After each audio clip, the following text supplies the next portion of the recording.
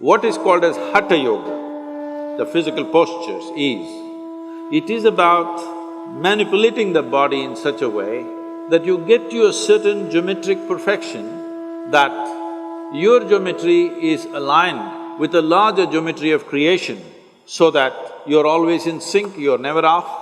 And how balanced you are, how clearly you see things and how well you do things simply depends on how much you are in sync with everything else around you.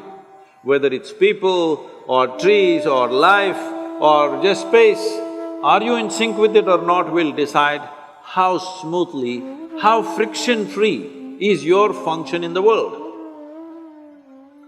Now, I don't sit like this all the time, only when I speak. How I am sitting, if I have to explain, there are many aspects to it. One simple aspect is the left heel.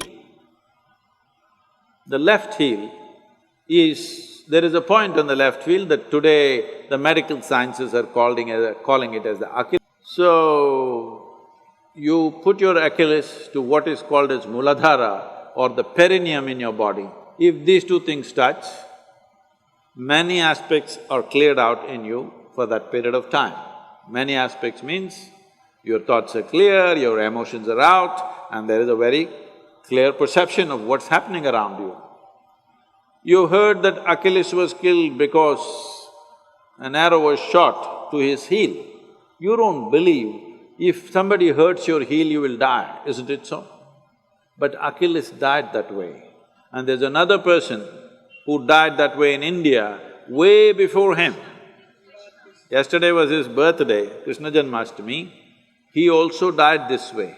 What this is trying to tell you is, they were killed in an expert way, not just slitting your throat or breaking your head, but just putting a point at the Achilles, so they had to die.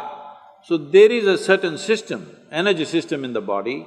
If that point of Achilles is in touch with your Muladhara, when you sit like this, there is a certain balance, that you don't take any sides.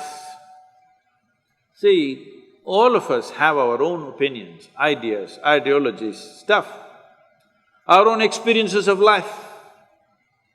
Your own experiences of life and imprints that you have taken in your mind influences everything that you see. You like this person, you don't like this person, you love that person, you hate this person. All this is because you're constantly taking positions of your own. But if you really want to know life, the most important thing is you don't take any position, you're willing to look at everything fresh every moment of your life. Absolutely fresh, every moment of your life.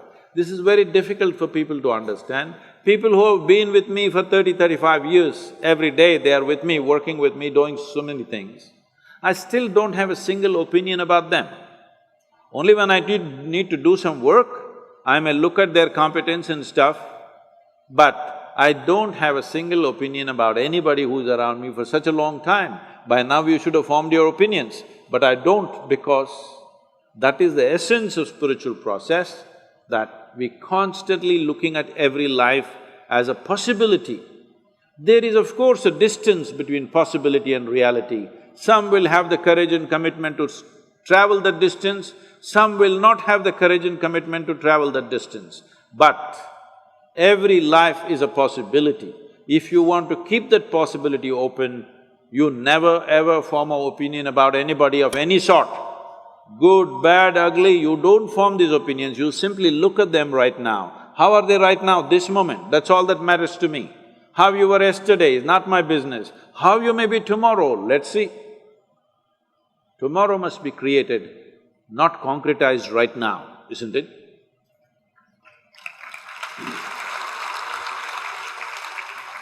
It's a certain geometry of the body.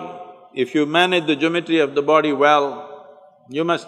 I'm telling you, right now, people, the Western cultures are going about propagating yoga is another stretching exercise. Instead of that, you can do Pilates, instead of that, you can do boxing, instead of that, you can play tennis.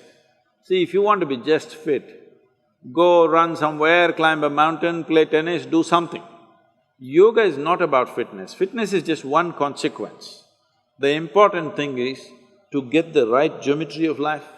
Because physical universe is all geometry. Now this building is standing here, whether how long it will stand, whether it will fall on our head today or will it stand for a long time, essentially depends on how geometrically perfect it is.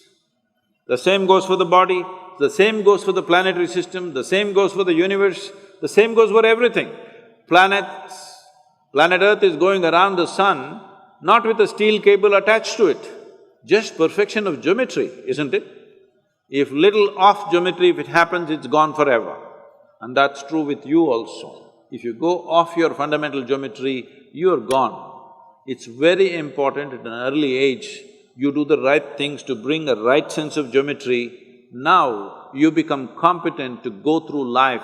Those people who are thinking only good things should happen to them, obviously they're unfit for life.